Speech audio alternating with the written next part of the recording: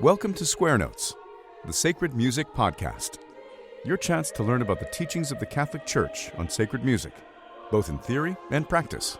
Through interviews, discussions, and music, your hearts and minds will be lifted up and better understand what it means to sing the praise of His glory. And now, your host, Dr. Jennifer Donaldson-Nowicka. Hello, listeners, and welcome to Square Notes, the Sacred Music Podcast, the official podcast of the Catholic Institute of Sacred Music. There are a lot of challenges for mental health that are specific to a career as a church musician and that also touch on the spiritual life and one's ability to serve the Lord and others. My guest today is Angela Rosson, a licensed mental health counselor in Washington State and a licensed professional counselor who serves as a counselor at Mount Angel Seminary in Oregon, and who is also a longtime choral singer who just happened to be in the very first schola I started over 20 years ago. We discuss work-life balance, conflict resolution, signs of burnout and what to do about and prevent it, and managing one's prayer life in a way that is well-ordered. This interview was a follow-up from a session Angela gave to graduate students from the Catholic Institute of Sacred Music in the spring 2026 term during a continuing education program. If you're interested in applying to our graduate program for entrance in summer 2027, applications will open in October of 2026 for the 36-credit Master of Sacred Music degree, the 20-credit post-baccalaureate certificates in Gregorian chant and sacred choral music, and for students applying just to take a class or few as a non-degree seeking student. Summer 2027 promises to be a full one with nearly 20 different courses offered. If you're interested in staying up to date on when applications open, sign up on our mailing list on the pop-up on our website, catholicinstituteofsacredmusic.org. And now, on to the interview. Angela, I know that while you are a professional in terms of counseling, you also are a singer. And so this is a great combination of experiences that you bring to us, along with your experience of counseling those in the church, especially seminarians. And so I'm really delighted that you've accepted my invitation to be on the show today. Thank you so much. Oh, thank you. I'm really honored. I'm looking forward to the conversation. Me too. And I think this will be really helpful for our listeners. So we're going to be talking a little bit about work-life balance, conflict resolution. So let's start off with work-life balance. One of the major challenges for church musicians is that balance. And I think that's because music is such a deep part of ourselves and we can't just put it away like it's something we do. It's really deeply embedded in who we are and our sense of self. We usually enjoy what we do too, and this always leads to musicians feeling guilty or being guilted into doing a lot of things for free, often at a detriment to their long-term stability and that work-life balance. So what are some of the fundamentals in assessing one's place in the church as a musician that can lead to a healthier sense of work-life balance? What a big question. What a good question. And yeah, absolutely. It's just not your average job. It's not going to be the 9 to 5, obviously, but it's such a beautiful responsibility, such a beautiful way to offer your gifts. And, to think of it as the liturgy is enriched by beautiful music, and beautiful music inspires the congregation to deeper prayer. And it's often really clear when the music is flowing from the deep faith of the musicians who are offering it, rather than just good musical skill. So I think the prayer is really important for the musician to stay grounded in, why am I doing this? This isn't me glorifying myself. This is me glorifying God through music. If the faith of the musicians isn't being strengthened, then it's going to be hard to find that good balance, because you can't give what you don't have. So musicians need to, step back sometimes and make sure they're being spiritually nourished. It's often really fulfilling to see that what you've offered has helped someone else. And sometimes it can feel like enough, but we also need to step back and really take that time for ourselves. Without this, then musicians will be more vulnerable to getting out of balance in some way. You mentioned too that being a musician is really fundamental to one's identity. And I think that's so true. And it's important to recognize it's not the whole identity. That to recognize, who am I outside of being a musician? I'm a brother, a sister, a father, a mother, a friend, a parent, and to really also invest in those relationships, invest in other things in your life, knowing what are my anchors that are going to help me stay balanced.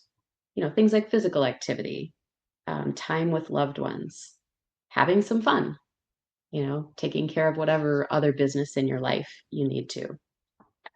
And sometimes if you haven't been doing those as regularly, it's important to start scheduling them in. Even scheduling a day at home to get other stuff done can be an important event that you don't schedule other things over. Yeah, I feel that all the time. Like, when does the laundry get done and when do I bake bread or what do how do I get those things Mhm. in along all the other things? Yeah. But sometimes it's hard to think of that as, oh, well, it's nothing too important. I can schedule something else over it. But if it's something that you put in your routine, and your routine can be a little flexible, of course, because, there's special events that come up that you need to plan for. But yeah, having that as a regular anchor can be really grounding. So, when we're talking about this work-life balance, the other aspect of it is that there are a lot of financial burdens on the church, and those Hmm. are a reality that I think, are probably only going to get more severe Yeah. in the upcoming decades. And it means that this work that church musicians are doing isn't by nature lucrative. It demands a sense of Right. service and self-offering. Mhm.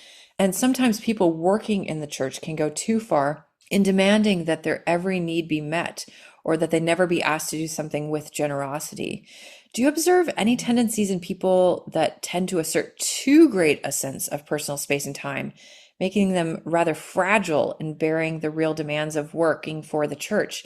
And, how can people avoid becoming miserly in their sense of service and mission in striking that balance? Mhm. Yeah, that's a great question. My personal experience with church musicians, especially, thinking of choir directors who bear the most burden of the responsibility, I've been really blessed to be around people who are very service oriented and probably tend in the other direction. I know it happens where people can get a little too demanding or a little too, not being generous with their time. And again, I think that comes from, like, how are you approaching it? Is it career advancement? Is it in a secular world? You have to promote yourself. You have to try to get the spotlight on you to get noticed. Whereas this is a whole different thing. So it probably depends a lot on the mindset and the heart of why you're doing the job in the first place. Is it really a mission or not? But I think sometimes too, it could be, if you are at a certain skill level and yet you've got volunteers who aren't, that can be really frustrating. And so it could be really easy to lose patience and not want to take the time to develop those volunteers. Or even to wish that we had different parishioners, or wish that we Right, had different choir right. members, wish that we had a Yeah. different priest. It's sometimes Yes. hard to accept the people God gives us in our life who are very clearly Yes. there for a reason. Yeah. So again, it comes down to, are you allowing frustration to turn into bitterness and resentment, or, are you continuing to be grateful for this is an opportunity and how can I work with what I have right now? If you lose the sense of meaning or the mission, then it's going to be easy to kind of quietly quit the job, where you're just doing enough, but you're not approaching it with the same dedication and energy. Right. So, another huge problem for church musicians is the issue of conflict resolution. Mhm. What are some of the fundamental ways a church musician can set themselves up for success in resolving problems that arise with the people who supervise them? Yeah. Well, it's cliche, but communication. First of all, just clarify what's being asked of you. It's often really helpful to restate what you think you're hearing, just to make sure that you really do have it, and to also let the person know this is what I'm hearing you say, to give them an opportunity to say, well, actually, that's not what I'm saying, or, yes, you got it. And oftentimes it's helpful to follow up with an email trail so you have something. Okay, on this date, we talked about this. This is what I understood. especially if you're concerned it's not going well, you're not being heard, or maybe even you feel like there's some manipulation going on. Yeah, I mean, just on that point, sometimes people will want to have conversations with you in person just so that Hmm. there's nothing documentable, and then Uh-huh. it can be disputed in terms. And Yes. so, what if you're I'm just posing Uh-huh. real scenarios that I know church musicians are thinking about right now. What if me having a meeting with my priest and then going back to him with a summary would be seen as aggressive? Well, I think it's still a reasonable thing to do. You know, obviously being respectful, but clear, being direct, not beating around the bush. I just want to make sure I'm understanding you. This is what I'm hearing. You know, tone, of course, is so important, but I think it really is important from a human perspective, as much as we don't want to imagine that there's going to be all those weird dynamics going on in the church. We're dealing with humans, so it happens. Yeah. you know and sometimes there is that fear of retaliation or that fear of manipulation, and sadly sometimes that does happen.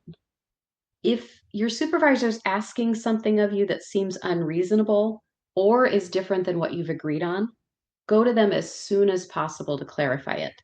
Just be direct, be respectful, and try not to assume the worst.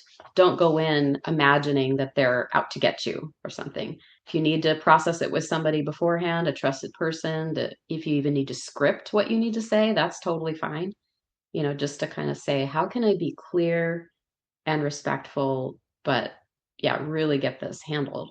Or even to imagine what it would be like to have someone say that to you, how would you receive it? Right. Because musicians are also in the position of being over other people as well Yes. as subject to other people. So imagining someone saying that to you, how would you receive it? Would you receive it better if it was clear that they really were just looking for clarification and not, nailing you against the wall? Right, right. That's a great point. Yeah, and we just have to acknowledge the power differential there. Whether it's you talking to your supervisor or whether it's you helping somebody communicate with somebody under you. So for instance, if you're talking to the supervisor, you're kind of worried about how it's going to go. You can even start with, and this goes for talking to a supervisor or talking to somebody under you. I have something on my mind and I'm not quite sure how to say it. I want this to go well. You could just even start with that to kind of lay the groundwork of, I'm not coming at you in an aggressive way, but be clear. When we talked about this before, this was my understanding that we had said, has something changed? Just kind of assume that maybe he forgot. Maybe there was just something that got missed in translation, or the supervisor might be like, "Oh my gosh, I forgot to let you know," kind of thing. And then you can work on that. But if the supervisor is defensive, at least you do your part and try to stay respectful. And if you don't get a good response, take a step back, think about it, pray about it, and then kind of regroup to figure out your next step. You can always refer to the email trail. That's where that comes in handy. And obviously, this is for major things. There's always going to be minor stuff that doesn't get communicated well, that you find out about at the last minute, and you have to be flexible. That's probably part of the job, but this is for major types of things that you're like, where did that come from? And if a supervisor is consistently asking more and more of you or expecting you to be on call at all times, you just need to be kind of like a broken record, not in a snotty way or, in a sarcastic way, but I check emails at this time and I respond to work messages during these hours. Just establish that for yourself so you're not constantly tempted to be up at midnight, responding to things or be on call whenever on your day off. Yeah, so don't treat every work message as an urgent matter. So, Yeah. So when it comes to conflict resolution with those people over whom we have some sort of guardianship, or, people in our choir, people who are volunteers or maybe paid singers that are working for a music director, Could you discuss some elements of conflict resolution from the supervisorial role with someone who's paid versus someone who's volunteering underneath you? Mm-hmm. I think it's helpful to have each musician, whether they're paid or volunteer, have some kind of written set of guidelines and expectations about what's expected.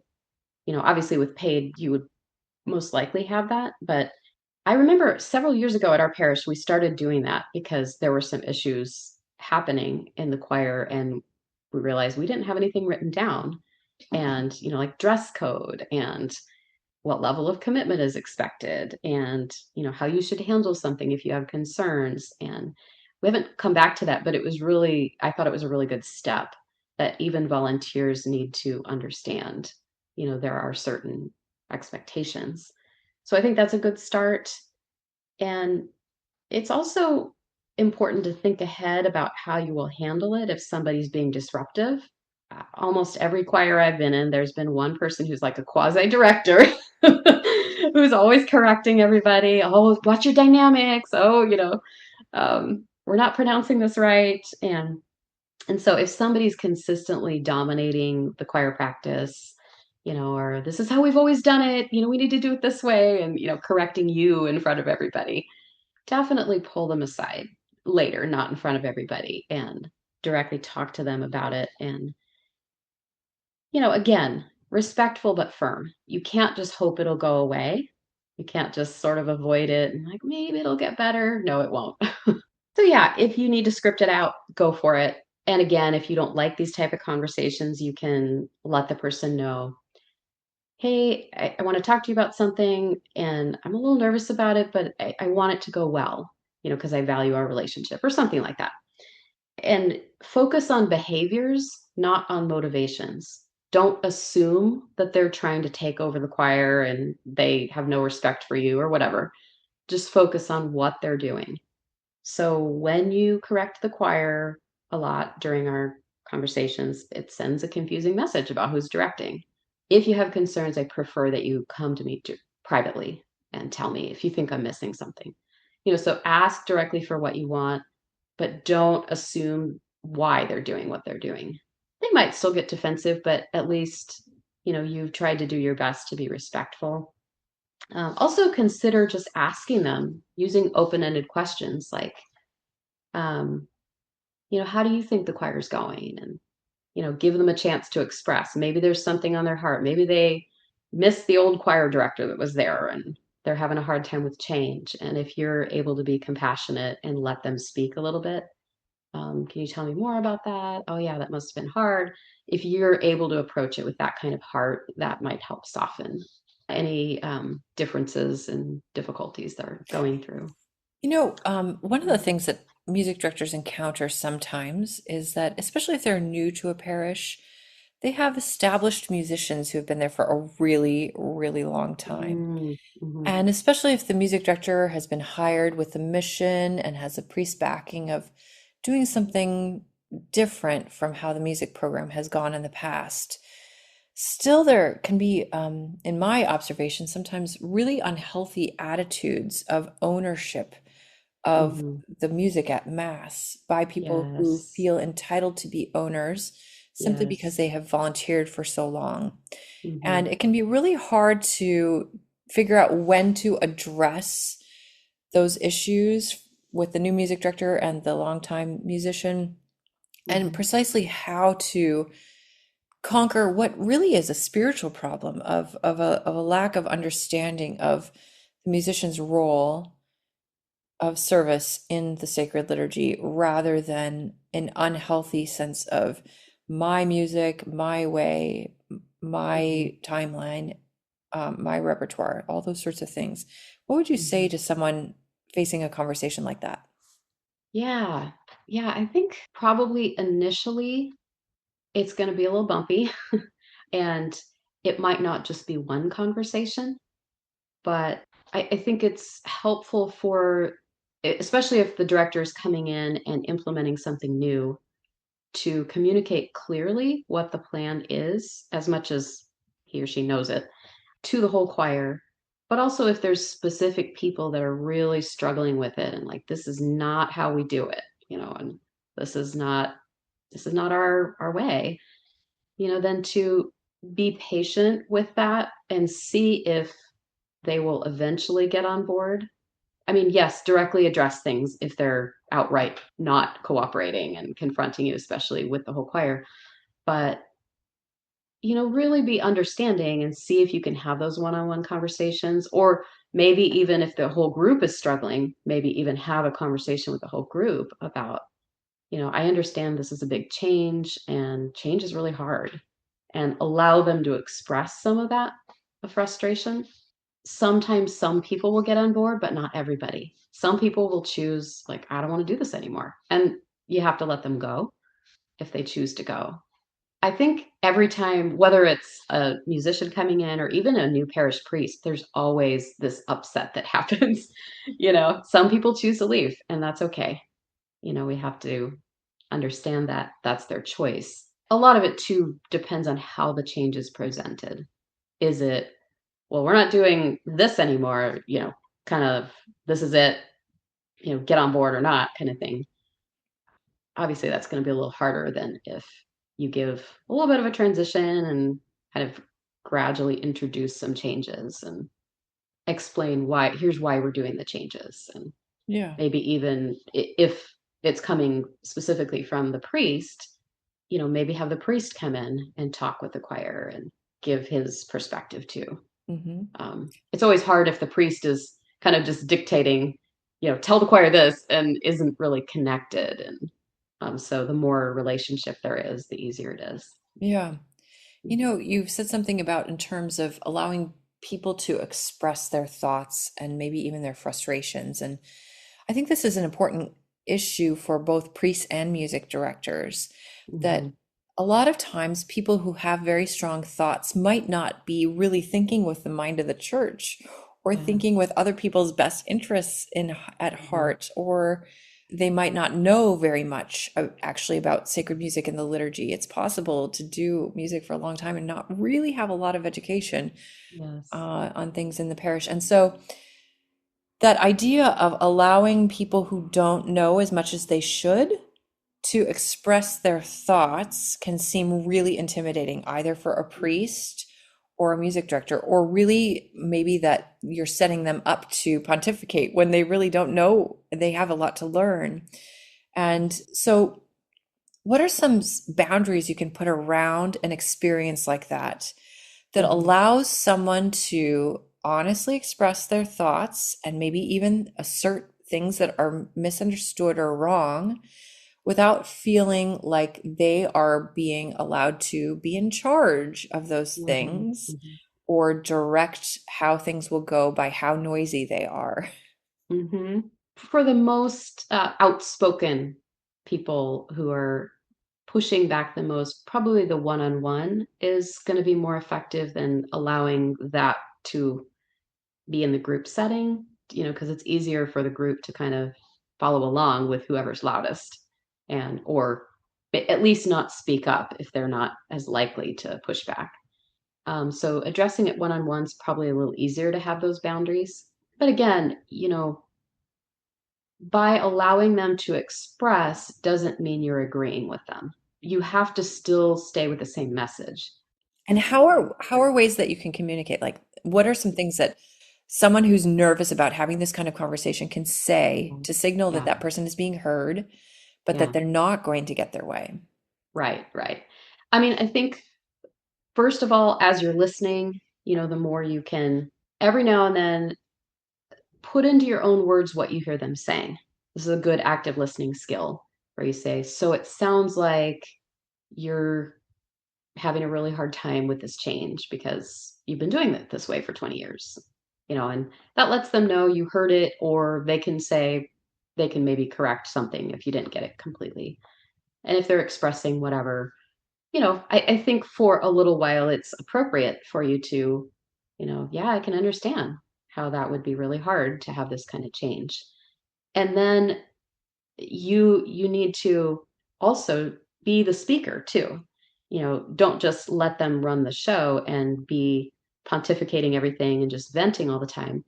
Once it seems like they've been able to get their point across, they've told you all their concerns, and then you need to ask them respectfully to, okay, I would like to share with you why these changes are being made.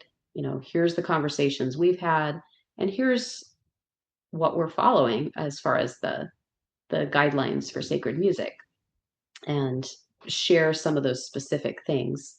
And I don't know if it's helpful to do this maybe with the whole choir too, but to give some of, here's what the church says about some sacred music and how we are to approach it. We're trying to bring ourselves in alignment with that vision. And that may convince some people, it may not convince others. And that's okay. We have to be willing to, okay, I see that, you're not quite on board with that, but Yeah, that's really helpful. So, other people are going to be in a situation where they're having these conversations, doing everything right, doing things professionally, but they just figure out that they're, for whatever reason, in a situation that they're serving in a place that's no longer a good fit for them. Mhm. What are some signs that, like, it's time to move on? Are there markers of work relationships that have become untenable and are incapable of being worked out in conflict resolution? Mhm. Well, if you've tried having multiple straightforward conversations about your concerns and nothing's changing, this could be a red flag. If your supervisor is not giving you any consideration, or says things but doesn't follow up with promises they've made, despite, you're trying multiple times to get this resolved. If you need to take it to a higher authority, if that's possible, that might be one thing. But if there are multiple people who are having similar problems with the same person, that's probably a red flag too, that nothing much is going to change. And if the person minimizes or ignores concerns, when we think of barriers of communication, oftentimes it's fear of retribution from your job, or fear of harming a relationship that you care about, that keeps people from being straightforward. And there's a real fear sometimes if there's a power differential and you're like, gosh, is this going to affect, am I going to get fired? Am I going to have a really bad working relationship? But if you've done your best to try to be clear and honest and ask for clarification and state your boundaries, and this is not working for me, that's probably a sign that it's not healthy for you and you need to think Right. about something else. And of course, those conversations are best had at the very beginning Yes, yes. before starting. So, I know of so many people who get into employee situations as a music director and they didn't really work out, like, am I responsible for every single holy day of obligation? Hmm. What are my evening responsibilities? How far in advance do I have to have notice that there's an event or a mass being added to the calendar that I'm going to be responsible for? Right, Is it possible you'll be adding extra duties and then I don't get any pay right, for those sorts of things? right. And so having those conversations earlier Hmm. is better, right? Yes, exactly. And if you are somebody that has a hard time saying no, even if you've decided this is what my boundaries are, but in the moment it's really hard to say no to somebody, maybe start with, just don't automatically say yes. Maybe that's the first step, is like, okay, let me get back to you on that. Let me think about it. I need to look at my calendar, or, just something to defer the decision so you're not just in an automatic yes. Because some people's personalities, just easier to say yes because it's so uncomfortable to say no. But if you can't say no, then your yes isn't that meaningful. Your yes ends up being underneath resentment and bitterness, and feeling pretty defeated. I mean, it seems obviously a tie to what our Lord says, let your yes mean yes and your no mean no. Yes, yes, exactly. And yeah, some people are much better at it than others. And sometimes, depending on the personality of your supervisor too, they may not understand that.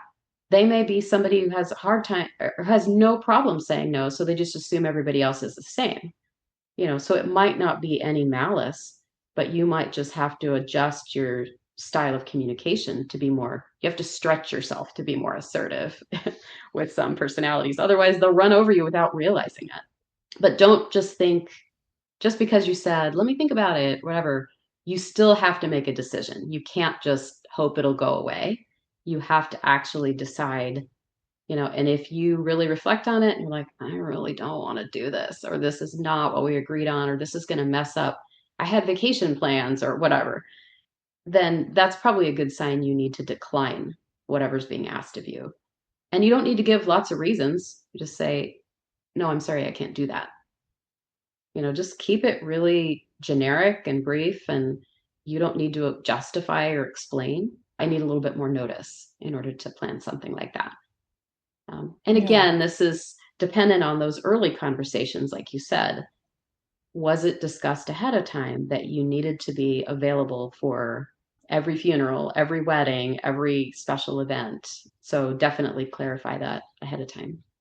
This is really helpful just in terms of that discernment process because I I think on the other side of the spectrum, there are people who think that this amount of friction is untenable, and if I just find something else, it'll be better. Mm, You know, that idea of flipping around between jobs because you always think that something is going to be better mhm, or have less friction, even if you theoretically know that every job has problems. mhm.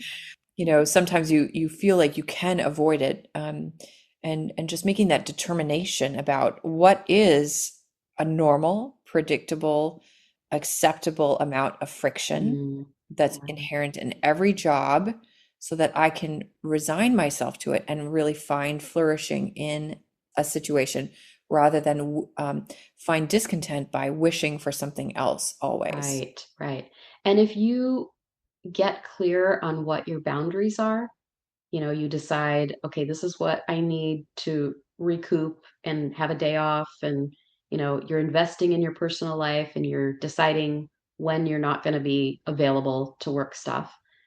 And you're doing your best to try to communicate that and to stand firm, then it's going to be a little easier to determine what's reasonable and what's not. What can I live with as far as the tension goes?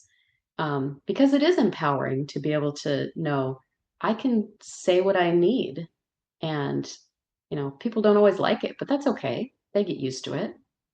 And if it's consistently being minimized or ignored, again, that's the red flag sign. But the tension itself is not the problem. It's those other things we talked about. And sometimes you might get off on the rough start with someone, your supervisor or someone underneath you. And if you're willing to do that hard work of just having multiple conversations as you need to, not expecting it to change right away, but just how can I, and definitely praying about it too. Lord, how do I approach this person in this situation? Then oftentimes it does start to soften. There's a little bit more you can find a way to work through it. But again, like Right. it's not just, oh, it's hard. I don't want to have to say no, so I'm going to leave. That's always going to come up in another situation too, if you haven't figured Mhm. out how to do that. And if you have a hard time, if boundaries is not easy, and if you're somebody who's never had boundaries before, you might want to consider seeking out a therapist. Or there's a great book called Boundaries, which was written by a couple of Christian psychologists. And I recommend it all the time to people. And it's very practical. It's very, oftentimes people read it and they're like, oh my gosh, I see myself in this book. Let's talk a little bit about the B word, burnout. Yes, yes. What are some signs of burnout someone working as a church musician might Mhm. experience and notice? Mm, And what are some practices you recommend for people like church musicians in service-oriented roles to avoid burnout? I mean, yeah, you've obviously been talking about boundaries yes. as one technique, but Mm. what else? Yeah. So, first of all, what is burnout? It's physical, mental, or emotional exhaustion, and sometimes all three, from prolonged stress. It's not just, oh, it's so stressful because I'm preparing for Easter liturgies, the kind of thing. Obviously, that's stressful. But this is prolonged stress over a period of time, and it's usually related to work responsibilities that are really heavy. Signs of burnout are more than just kind of overwhelm feelings. It's the overwhelm that leads eventually to you don't really care anymore. You're getting detached, you're doing the bare minimum, you're maybe calling out from work more often, taking more sick days. Maybe you have physical symptoms. You're constantly tired, headachy, upset stomach, not sleeping well, when you start getting cynical about a job that you used to love, you emotionally disconnect from it, those are all big red flag signs. Sometimes burnout affects your focus and concentration. Sometimes you're more irritable, anxious. A big one too is feeling trapped, especially if you don't think you have another option and you desperately want to leave, but you don't know, you feel kind of stuck. These aren't just signs of stress, they're more serious, and they're signs that you've been way out of balance for too long. First of all, you have to recognize that's what it is. You have to name it, that I am really getting burned out. I need to do something. So, again, you might need to find a therapist to talk to. You might need to seek out medical care if you've been not taking care of yourself physically. If you can, to take some time off, go on a vacation, go on a retreat, just take a little time away from the job, whatever you can do to give some respite. Your mind and your body need time to recover. If you feel like the situation's unworkable and you need a change, but for financial reasons or for whatever reason, you just can't leave right away, at least start looking at other job opportunities and talk to other people about what you're going through. Trusted people who are going to, support you and not just, help you complain more about it. Help you think of other options. So even if you still have to stay in the job for whatever reason, you've made a commitment or you can't do it financially to leave, looking at other job opportunities, talking to people about other ideas is going to make you feel less trapped. Also, investing yourself in something outside of work, maybe a hobby or a project, really put your energy into something you enjoy, can also be a lifesaver. Pray God opens a door, until something else shows itself to you. Sometimes it feels like a long time to wait to find that right fit, but once you shift your mindset from I'm trapped to I'm looking for a change, then you're already moving in that direction. It'll make a huge difference. Several years ago, I experienced all of this. I was in a job that I felt burnt out in and felt trapped because I'm like, I can't afford to quit. But once I was working through that and looking for other options and just praying, and it sometimes just felt like, gosh, I don't know how long I can do this, but I don't know what else to do. Then some other opportunities sort of gradually presented themselves. And I still had to take a leap of faith. I still had to kind of really pray about it and, get over some fears about, well, what'll happen if I do this thing that I'm not sure about? But it was so freeing. And I feel like it took me 2 or 3 years before I really felt like I was back in balance again. So it does take time Yeah. once you're that far out of balance. But yeah, don't just stay resigned. That's the point. Yeah. Wonder if we could just close with a question about the prayer lives of Mhm, musicians. It's hard sometimes to pray in the place where mhm, you work. And I'm wondering, what are some things that you would recommend to a church musician who finds that difficult? Some mhm. people don't, Yeah. to be clear, but other people do because either they're getting interrupted or just being there reminds them of their to-do list and they can't set Yeah. aside their to-do list enough to actually focus on God and Mhm, listen.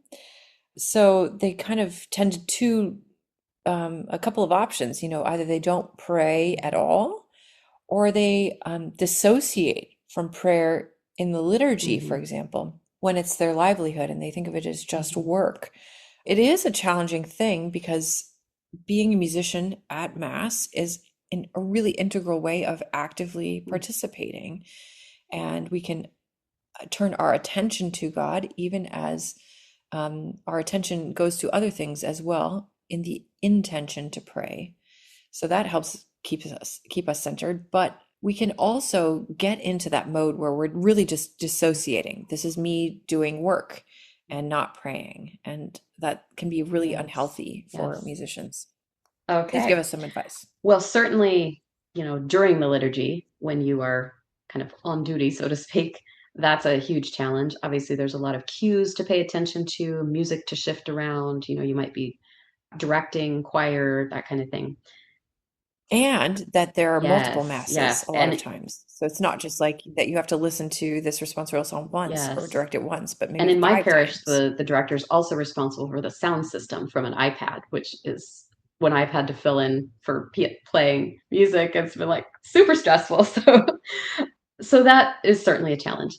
But even if you can't feel connected the whole time to the prayer of the liturgy, if even just, maybe during Father's homily, really try to just, all right, I'm going to just try to listen. Even if it's a challenge, just try. And during the consecration, if nothing else, during the consecration, just for that one moment, even a moment where we turn our hearts to God, Lord, I just want to focus on you right now. That can make a huge difference. I often see people in positions of service in the liturgy, such as choir or ushers, who are, moving and doing things kind of, yeah, like you said, take it almost as an excuse to, oh, I don't really have to pay attention. I get to do my thing kind of thing. And so just even approaching it with the mindset of, I do want to pray as much as possible. Sometimes you might need to go to a different place if that place causes you to think about work so much.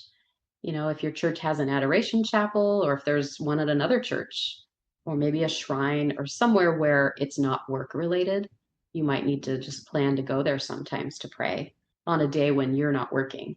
Not that you can't pray while you're at work, and it's good to try to pray while you're working, but you might need that other spiritual support in order to detach a little bit more.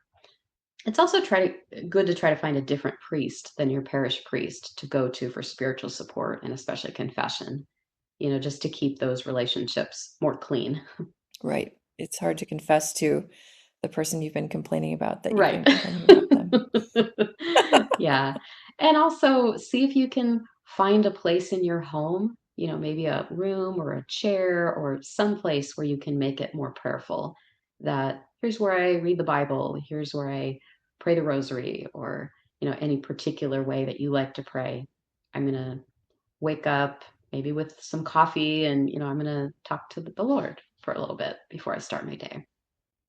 This has been really helpful. Thank you so much, Angela. And Oh, you're I welcome.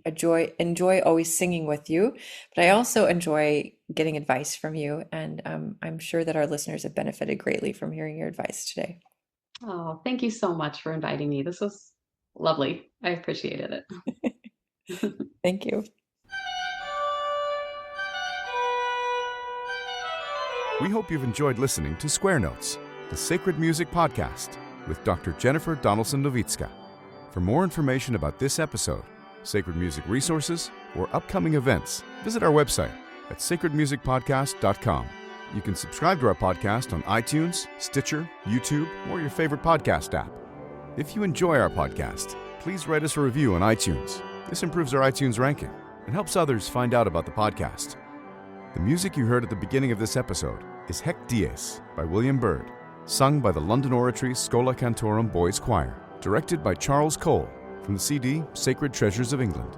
The music at the conclusion of this podcast is from the Prelude and Fugue in G Major, BWV 550 by Johann Sebastian Bach, performed by Jennifer Donaldson-Nowicka. We look forward to having you join us next time, and until then, may we sing the praise of His glory.